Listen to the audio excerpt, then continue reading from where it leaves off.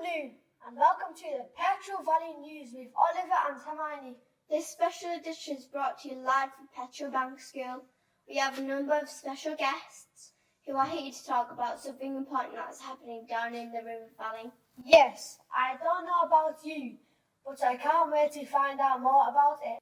And now, let's go to Curtis and Daniel down by the river. This is the River Petteril. Its source is near a village called Greystoke, which is near Penrith. The river wiggles its way through farmland about 20 miles before arriving here in Carlisle, just under the Petteril Bank. The valley here feels quite special and wild. It is very peaceful. I can hear birds singing and there are lots of trees, and the river here is really beautiful. But unfortunately there is a big problem, and that is what we're here to report on. Yes, behind us perched upon the embankment is a railway line set above the river and the floodplain. But look here. We can see that the riverbank is crumbling away dangerously close to the railway embankment. And the public footpath is near washed away too. This doesn't look good. We wanted to investigate to find out what could be done to fix the problem. So we are meeting some people from the Network Rail who own and manage the railway line. Thank you for inviting us here to meet you. This is a railway part of the West Coast Main Line, which means it is one of the most important railway corridors in the whole of the United Kingdom, connecting London with Glasgow and many other cities too. It is one of the busiest railway routes in Europe, carrying passengers and cargo across the country. Oh, that explains why there are so many trains. Please, explain more about the problem here. Well, as you can see here, the River Petteril is washing away parts of the riverbank and the man-made wall that is protecting the railway embankment above. We need to do something to fix this before the whole thing collapses and the West Coast Main Line is affected. I see, so we can't just repair the wall, build a new one? We could, and we might need to do that. But we have been talking with our friends at the Eden River Trust and the Cumberland Council, but we think it is worth exploring other options. We might be able to fix this problem in a way that will be better for the river and help improve the river valley for wildlife and local people. Back to you in the studio. Wow, thank you. That sounds really interesting. Eden River Trusts are here with us. Thank you for joining us. Please tell us more about it. Oh yes, of course. The wiggling, meandering, moving nature of the River Petteril in this valley is a very natural feature of a healthy river system. Unfortunately, problems can occur for rivers and us humans when things have been built in the floodplain. Things such as roads and bridges, houses and factories, and even railway lines. Ah, okay, but why are you Eden's River Trust involved? Well, if you think about it, rivers are a little bit like railway lines and blood vessels. They connect places and transport things, so we need them to be healthy and in good working order.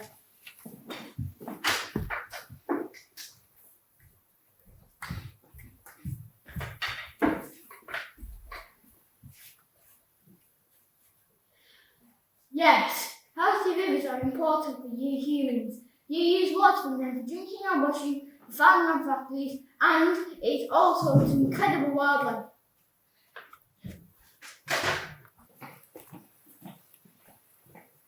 Well put, Osmond. We river creatures also need healthy rivers because without them there won't be enough food for us to eat. Without a healthy river, most river life will struggle to survive. No healthy river won't continue without a healthy river.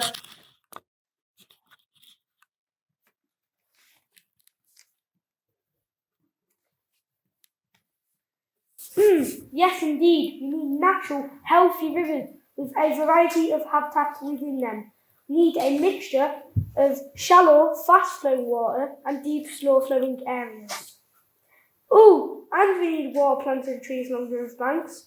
Yes, we need those too, for shade and for sheltering from predators like you, otter. I see. Healthy rivers are important, aren't they? But what is the problem with just rebuilding this wall? Maybe I can help explain a little. We know that due to climate change, that storms and heavy rain, like the one a few weeks ago, will happen more often and is likely to get even bigger. So, although building a wall may help to keep the river in the same place, there will be more water in the river, putting more pressure on it. Okay, but what has that got to do with wildlife?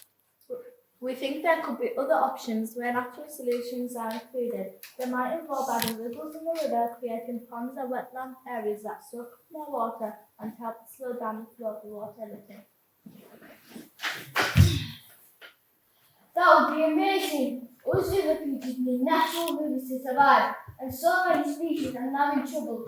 Every bit of healthy river helps.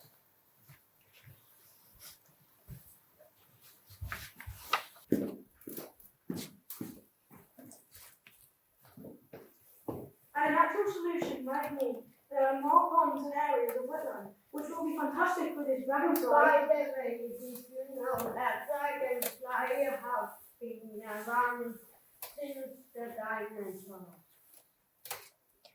We are also joined by Cumberland County Green Space officers.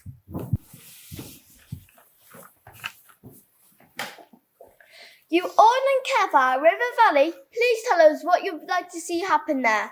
Local people tell us that they love to spend time by the river, walking their dogs, playing by, and in the water, enjoying the peace and quiet of wild space in the city. We think it's important that the space remains wild, and a natural solution for use where it can be. And we really want local people to tell us if they agree. One of my dogs loves swimming in the pools. He swims round and around just for fun. I love walking here. I have for years, but the footpath feels very close to the river now. I am worried that one day it will be closed off and I can't get here anymore. Here's what a few children from Petteril Bank School told us what they love about the valley.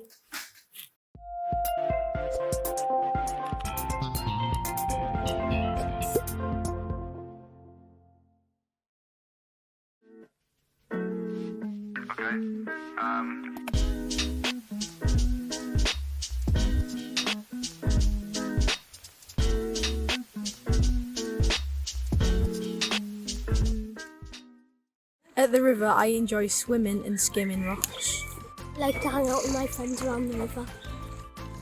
If I went to the water, I would swim in it. I like to skip stones in the river. I like to jump off the bridge and swim downstream. I like to jump off the bridge behind. At the river, I like to skim rocks.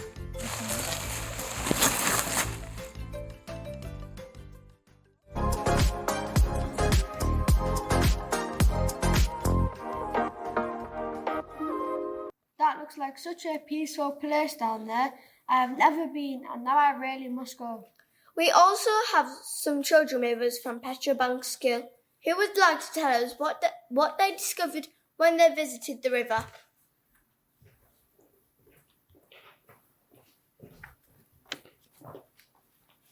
Well, as a class, we are quite disgusted by the amount of litter that we found of bicycles and motorbikes in the river, glass bottles, drink cans, and bits of plastic tangled up in the trees from after the flood. All of this is bad for wildlife. Plastic is especially bad as it breaks up into tiny that then gets eaten by wildlife, sometimes even causing them to die. Eden River Trust, what are the next steps? What can local people expect in the near future? Over the next few months, a survey will be carried out to find out what natural solutions could work in this valley. We will tell them what local people know, like and don't like about the stretch of the river. When we know what the natural options are, we will share this with everyone. In our assembly, we have talked about enjoying the river and we even mentioned swimming and jumping off bridges. If you do go in the water, you must always go with a responsible adult. Check the river before entering, looking for rubbish and other harmful objects. Is the river deep enough or too deep? Is the current flowing too quickly or are there other nearby hazards such as weirs? If you did get into trouble, how could you rescue yourself or others? When watching is always a good idea. Here's the thing you can't see. We have discovered interesting creatures in the river, such as a stone roach, leeches, and even a water scorpion. It's amazing! We have seen the water levels low through a raging flood and the effects of these conditions.